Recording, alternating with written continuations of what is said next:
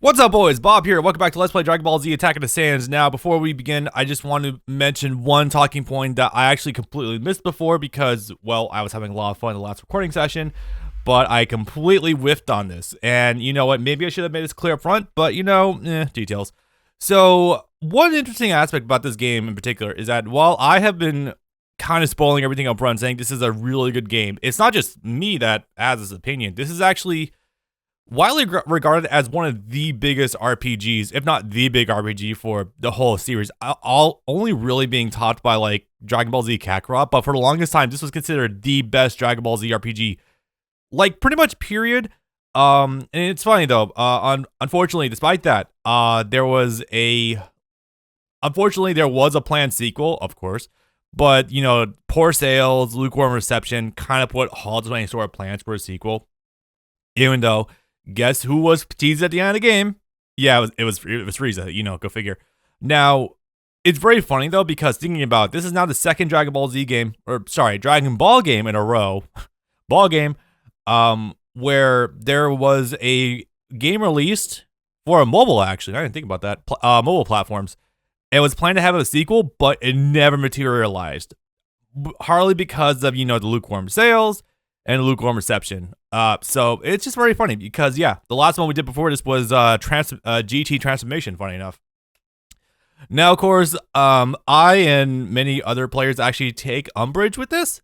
Yeah, I'm just gonna get this out of the way. Yeah, of course, I still think this is one of the very best Dragon Ball Z games I've ever played, period. And it's really annoyed a lot of people because this is not just me that has this opinion. Like, a lot of people are really annoyed by this.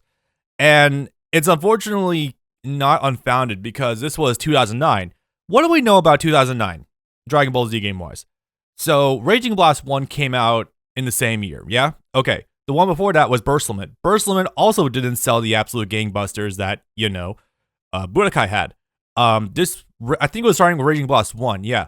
Where if a Dragon Ball Z game didn't have a game that sold like God pretty much, it would not get a sequel. Back in the day, Atari was way more flexible with letting games get sequels. Like, that's how we got 3 Budokais, 3 Budokai Tenkaichis, 3 Legacy of Gokus practically. That's how we got all that shit. Well, granted, it was also during the peak of Dragon Ball Z in general, so you have to take that with a little bit of grain of salt, but Jesus Christ, there was only like maybe one sequel game that ever came out under Namco before we got to Xenoverse 2. It's kind of insane, actually. Obviously, we'll get to Xenoverse in due time, maybe a few years, who knows. It all depends on how bad Ultimate Tenkaichi is. But, what was I going to say? Oh, right. So, unfortunately, Attack of the Saiyans didn't really sell well. It sold decently. It was the 3rd best-selling game during its month in Japan, I think. But if memory serves, it was outsold by 2 other games. Those being, Kingdom Hearts 358/2 Days on the DS, and an Ace Attorney game. I'm not joking about that. Ace Attorney outsold Dragon Ball Z. I find this fascinating because I know nothing about Ace Attorney. I'm sure my comments will gladly appreciate how I'm bad with that opinion. But no. So actually, it's funny. I have a special guest here. A special presentation from way back in yesteryear of YouTube. What year are we talking? 2012. Yo, Bob, is pretty early in the day for your stream. Yeah, I mentioned it at the top. Actually, no, I didn't. Taylor wanted to do something with me much later on, so I figured I'd get this out of the way early. And also, Brandon is not currently in the room, so don't have to worry about modulating my audio whatsoever. But, don't take my word for it. Let's consult the man who's the man of 1,000 divorces, Pro Jared. The next RPG to be released is Dragon Ball Z Attack of the Saiyans for the Nintendo DS. It came out in 2009 for all territories and was developed by Monolith Soft, the same team behind Xenosaga, Xenoblade Chronicles, and the upcoming Project Cross Zone. It features the most traditional RPG system of all Oh god, upcoming Project Cross Zone. That was a long-ass time ago. Jesus. Dragon Ball Z games, with having a 3-person party, random battles, physical and key attacks, and special techniques. Winning battles earns experience points and level ups, and upon leveling up, you can distribute stat points to customize characters how you'd like. Ability points are also earned to unlock and improve techniques. A rage gauge also fills in battle, and once at full, the character can use their ultimate attack, or combine certain techniques with another character to do devastating team attacks. As denoted by the game's title, it covers the end of Dragon Ball up through the battle with Vegeta and Nappa. It also has a few filler missions to extend the gameplay, and collecting all 7 Dragon Balls can unlock an extra boss battle against Broly. This game kicks ass. Battles are very enjoyable to play thanks to cool but quick animations, an active guard system, and decent challenge throughout. Discovering team attacks is always a joy, and it rewards experimentation.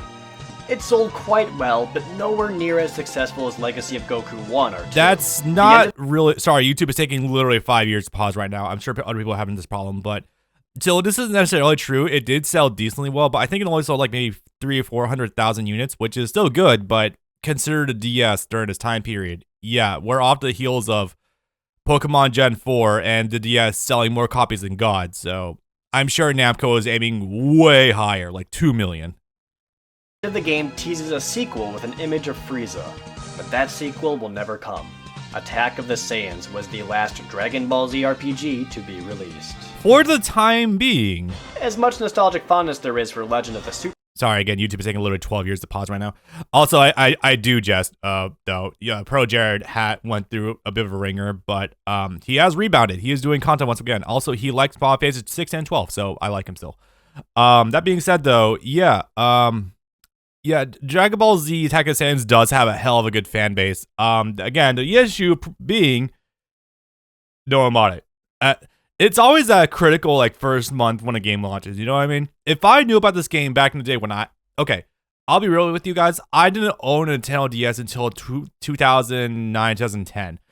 And I only got it because of the announcement of Pokemon Heart Gold and Soul Silver. So, yeah, if I knew about this back in the day, I probably would have bought it, but that is not how the dice fell. So, unfortunate. Anyway, where's my screen? There it is. All right, let's go ahead and kick this off proper.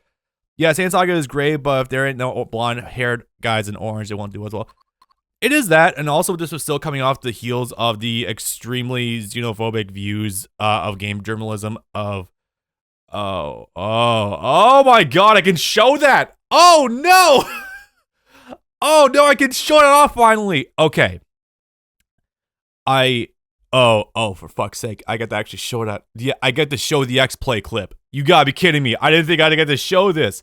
Okay, so let me take you boys on a bit of a journey, shall we? So back in olden times, game journalism was very unappreciative of Japanese media. Not just up to 2009, but up through like pretty much like the early mid 2010s. If you want to see how bad it actually was, let me take you on a little thing called X-Play. And X-Play in general was kind of a decent show, but was kind of terrible also. But now let me show you a thing. What was it? Baten Kaidos. I can't believe I got to show this today. Oh my god, I didn't think we'd get to show this off. Alright, I'm not sure how much of this I can show off on YouTube. Well, then again, the whole video is posted, so, fuck it, who cares? Alright, so, I didn't think we'd get to show it. I think I was going to show us off during the Ghost in the Shell Let's Play, but, OBS wasn't detecting the audio file for it. So I guess we get to show off today! And get to show you just how bad game journalism was. We all know who will replace us. India, that billion-strong faux-vegetarian tech support call-taking behemoth of a nation. You know, a review is off to a good start when it already opens up with fucking white replacement theory. 2005, folks. Actually, no, 2004. Or the Chinese. But certainly Or the Chinese. The Chinese are coming to replace the white people. Oh, no. Fucking weirdos. And because while they may be technologically advanced and financially powerful, they're not after the crash of the 90s, they weren't. Already in decline. You want proof? Here's Baten Kaito's origins. I could probably just stop the video right here and we could just move on. But yeah, 26 seconds in, you can already see this is fermenting something fierce. Anyway, I'm not gonna actually go too far into the video because I know you guys are wanting more Dragon Ball Z content, but I do want to show off one of the few RPG joke. refugees that made it to the GameCube's purple shores was Baten Kaito's Eternal Wings in the Lost Ocean. Hey, is the Baten Kaitos done by Monolith Soft?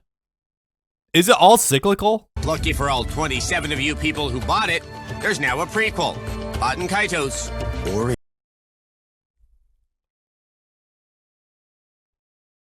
I didn't plan that.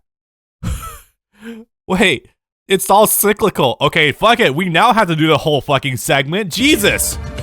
Origins dumps you right in the middle of the gameplay without preamble. This shouldn't be a problem, seeing as how it's nearly identical to its predecessor.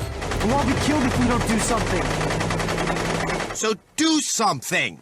All right, the story. Let me guess. There's probably a young hero with some sort of memory problem who's fighting a vastly overwhelming Evo Fascio magical empire. Evo Fascio magical empire. You mean the one we live in? The bow you're wearing really takes the edge off the evil mastermind thing.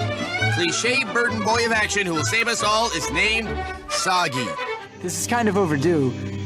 Okay, brace yourself for what might be one of the most impressively racist things I've seen in my life.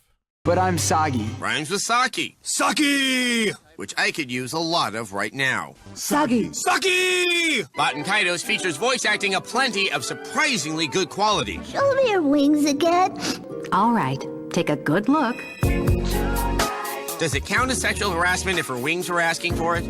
And then transitioning smoothly into a joke about sexual harassment? Oh my god! It better not be another ploy to see my wings. And apparently nothing says prequel like improved breath physics on the shopkeepers. Soggy! Sake!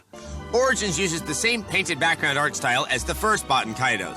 Many of the early attack cards use the same exact artwork.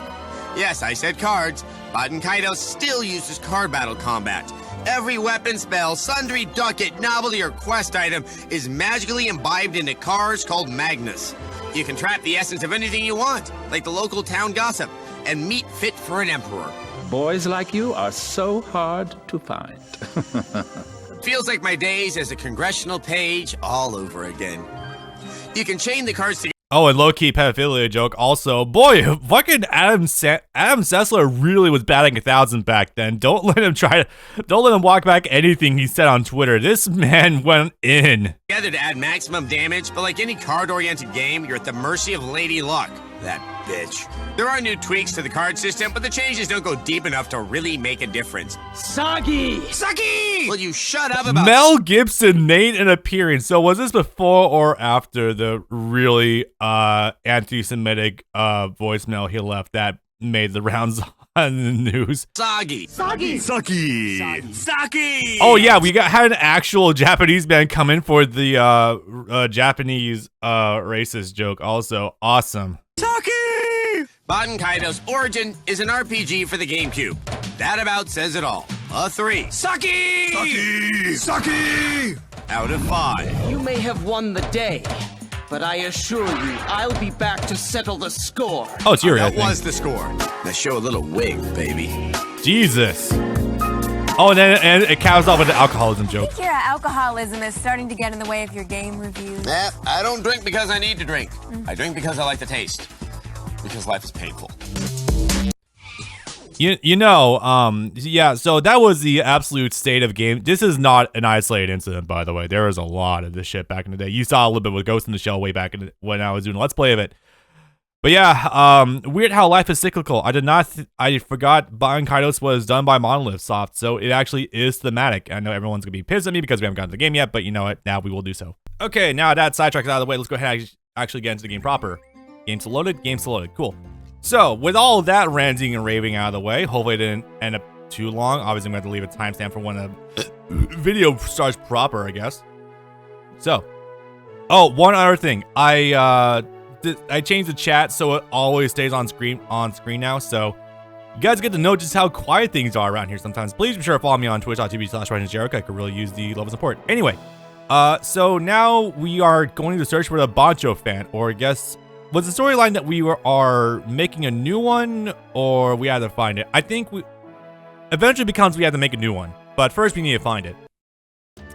And who better to start off with than Lady Baba? Good stuff. I gotta say though, this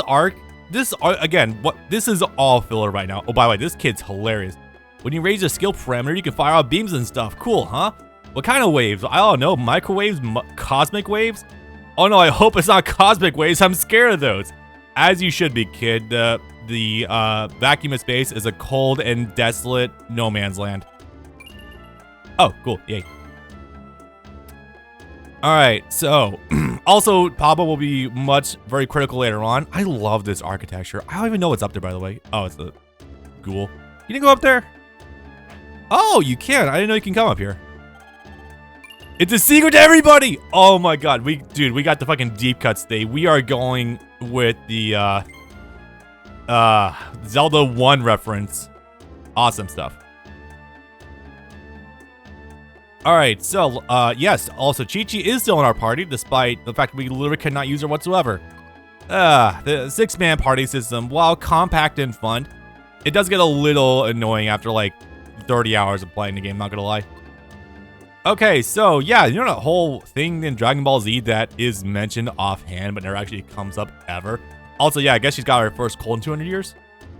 I mean, I feel that, but, like, man, bad timing. Okay.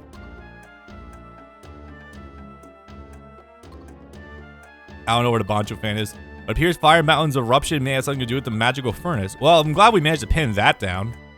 Also, we are in fact bypassing the hot spring bit with Chi-Chi and Baba going there, and Oolong's like extended family going to visit and peeping on them. Yeah, you know, it's a little hard to get through the show sometimes. If you and suddenly the screen's shaking. I don't know why that is.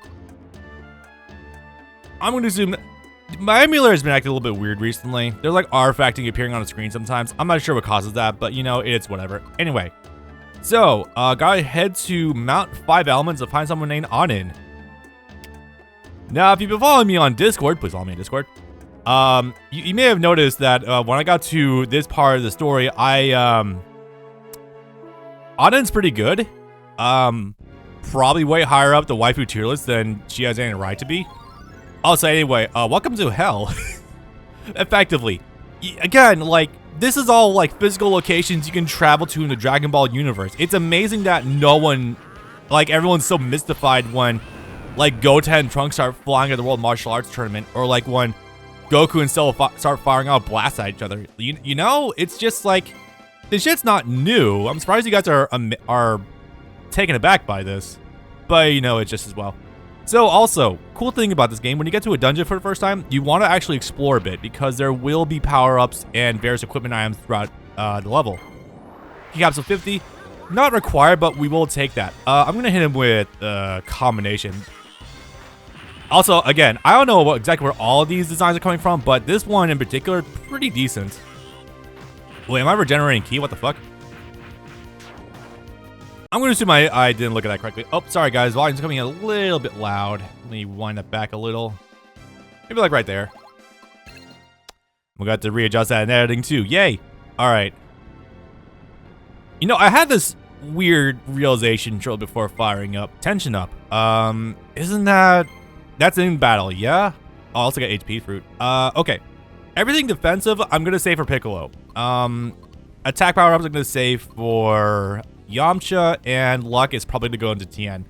In case I do try to go for the monster collecting minigame, which I doubt, but hey, you never know.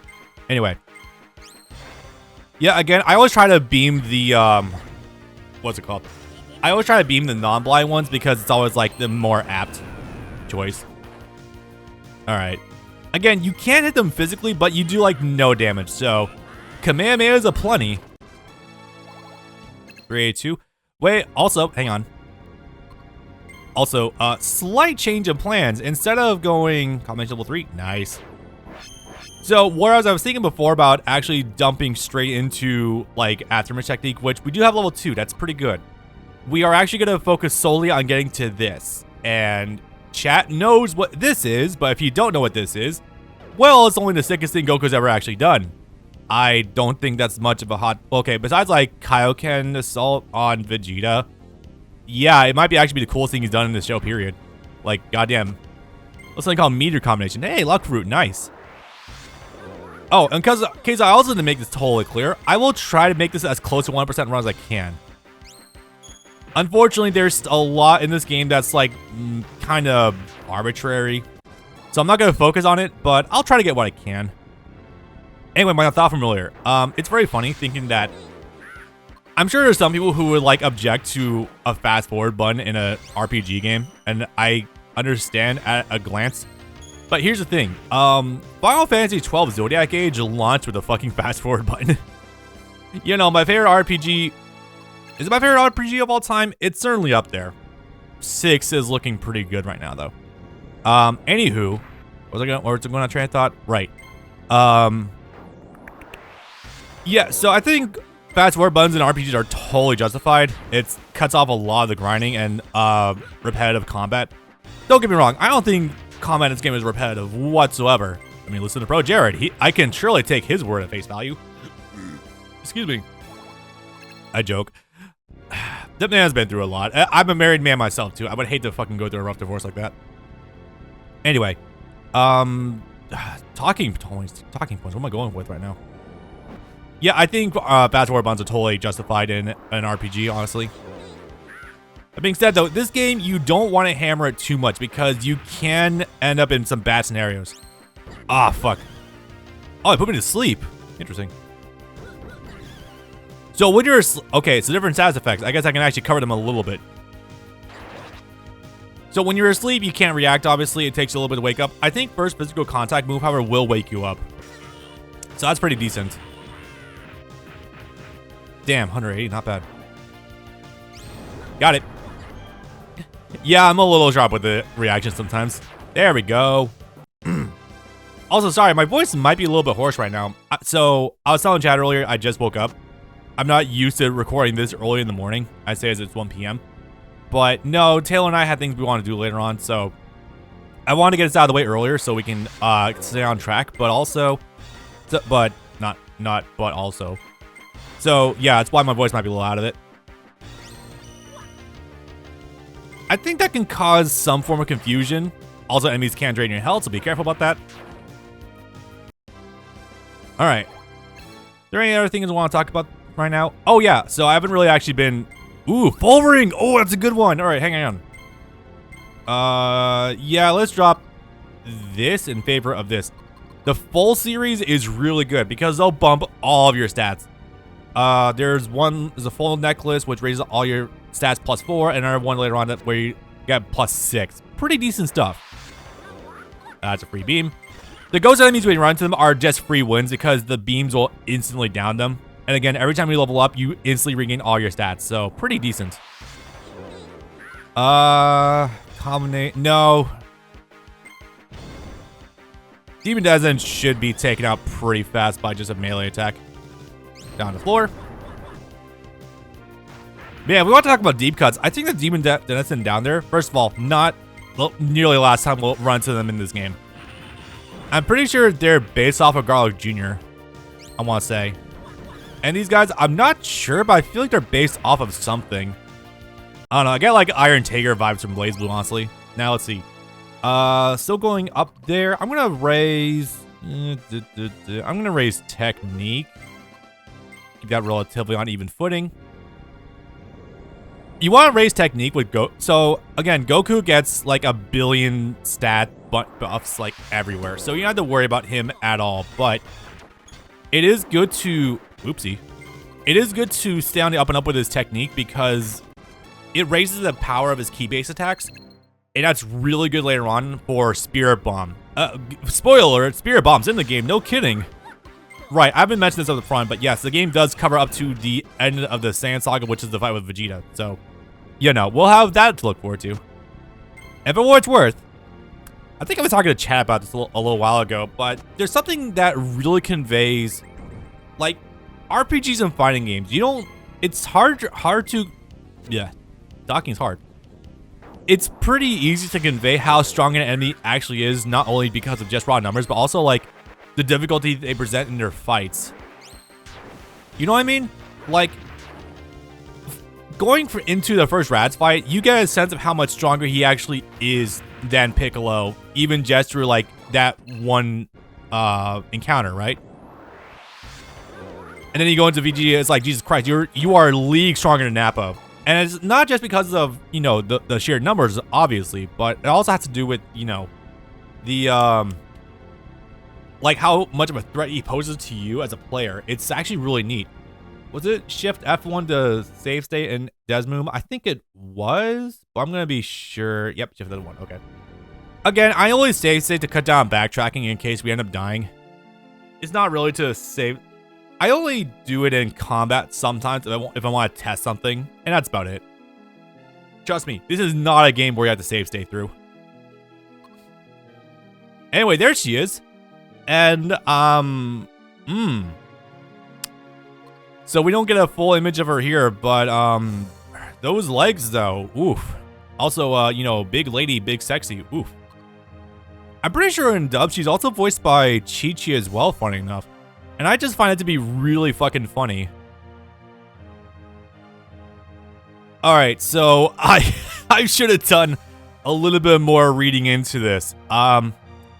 This is actually, so this is in the anime, but it's filler. But Dragon Ball filler is special because it focuses a lot on like world building. So you could concede that this would actually be here. It wouldn't be out of the realm of possibility. So something to the effect of the fire here generates steam, and that steam is a barrier between the living and the dead.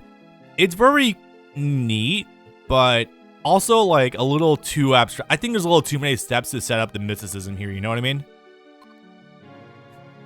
You know when she said, "Daddy, who are you?" I'm like, wait, is Anin like a predecessor for Chi-Chi? Actually, that'd be kind of cool lore. I don't think that's the case, but it'd be kind of nifty.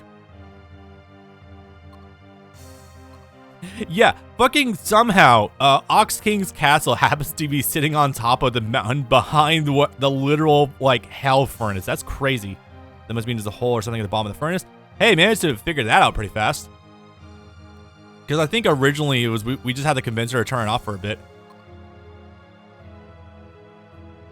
Slight complications with that.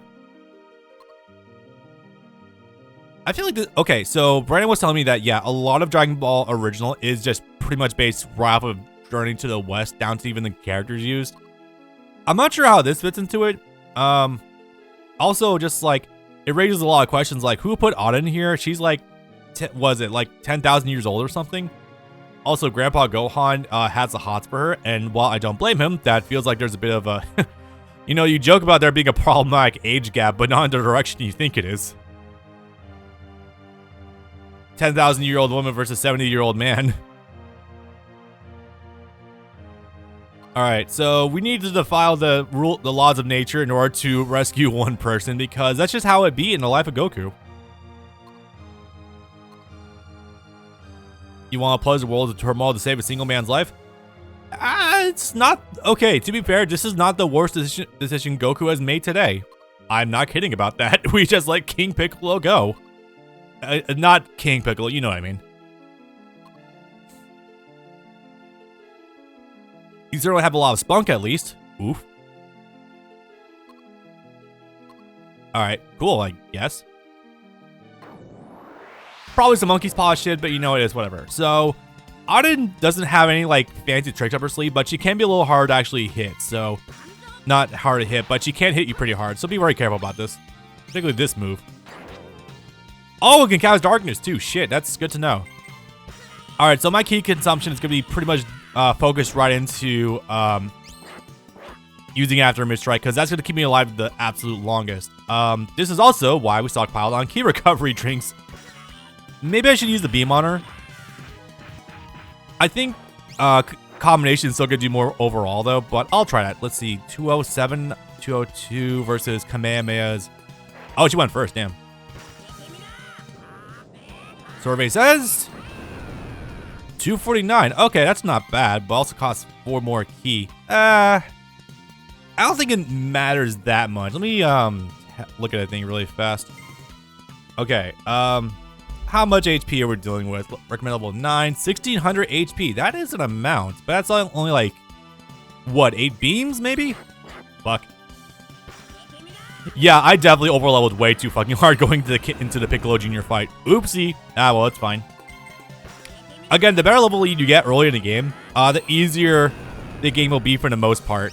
And since Goku does have a lot of single battles one-on-one with a lot of bosses later on, he definitely wants it.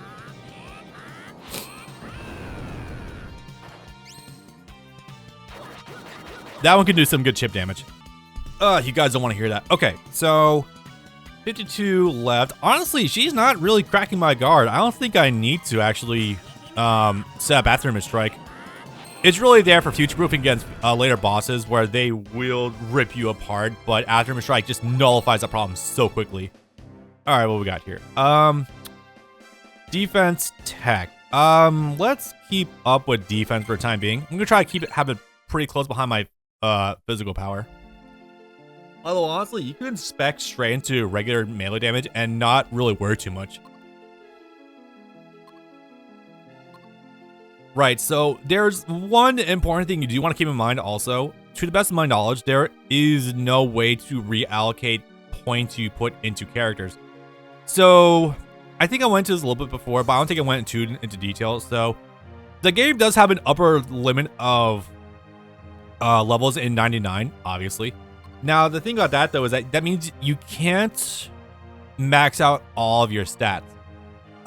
Since there are there are stat up items throughout the game, theoretically, you could probably, if you can buy them somewhere, you could probably max it out that way. But for the most part, I think they are strictly like one-off drops. So again, this is why I want to focus on like individual builds, because otherwise it will be a living hell. Especially going up against Broly much later on. Of course, there isn't like a new game plus or anything, unfortunately, to take advantage of your stat distribution like that, but it can still be, if you're dumping solely into like recovery with Goku, that's not the worst thing in the world, but like, man, it's gonna make later bosses a fucking nightmare. Anyway, also something 3,000 years to recover the mystical flames. Jesus Christ, this is so inefficient. But there is one way. Have you ever seen one of these before? Oh yeah, didn't she actually have one? Yeah, yep. She had the whole time. That was very fun. Oh, it's funny. During this whole excursion too, that whole hot spring thing, oof. There actually was like a tablet underneath the spring that they went to that actually was written in Namekian how to make a Bancho fan. Fucking insane, but also very funny. Also, once again, reaffirmation very early on that, yeah, Piccolo and Kami are aliens. Again, I'm not sure if it was supposed to be like a big reveal or anything, but I thought it was very obvious. Anyway, Big Mommy, hi.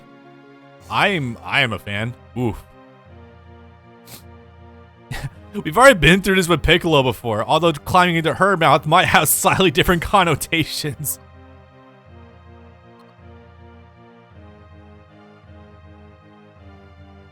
Alright, so what now?